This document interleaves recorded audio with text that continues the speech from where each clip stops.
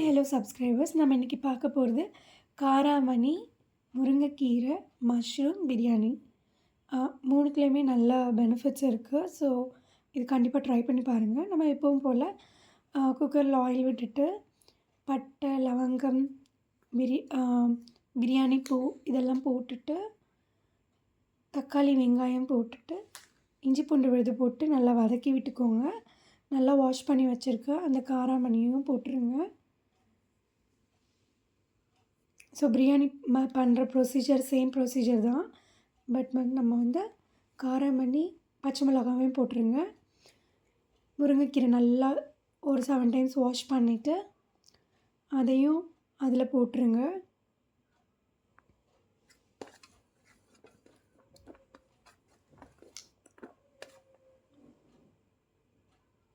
அதுக்கப்புறம் மஷ்ரூம் நல்லா வாஷ் பண்ணி எடுத்துகிட்டு 2 கட் பண்ணிவிட்டு அதையுமே அந்த கலவையிலே போட்டுருங்க.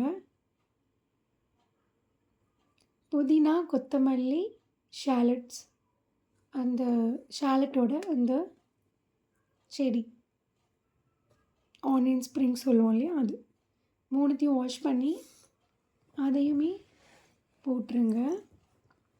போட்டுட்டு நல்லா கலந்து விட்டுக்கோங்க. கலந்து விட்டதுக்கப்புறமா மஞ்சத்தூள், garam masala, chilli powder, Himalayan rock salt இது மூணுத்தையும் போட்டுருங்க.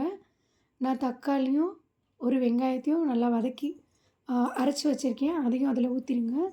ஊற்றிட்டு நல்லா கலந்து விட்டுட்டு தண்ணி விட்டுட்டு கொதிக்க விட்டுருங்க. விசில் வந்ததுக்கப்புறமா கலந்து விட்டுட்டு இதை நம்ம பிரியாணி மாதிரியே சாப்பிட்லாம். ரொம்ப நல்லாயிருக்கும். இந்த வீடியோ பிடிச்சிருந்தா லைக் பண்ணுங்கள், ஷேர் பண்ணுங்கள், கமெண்ட் பண்ணுங்கள். தேங்க்யூ.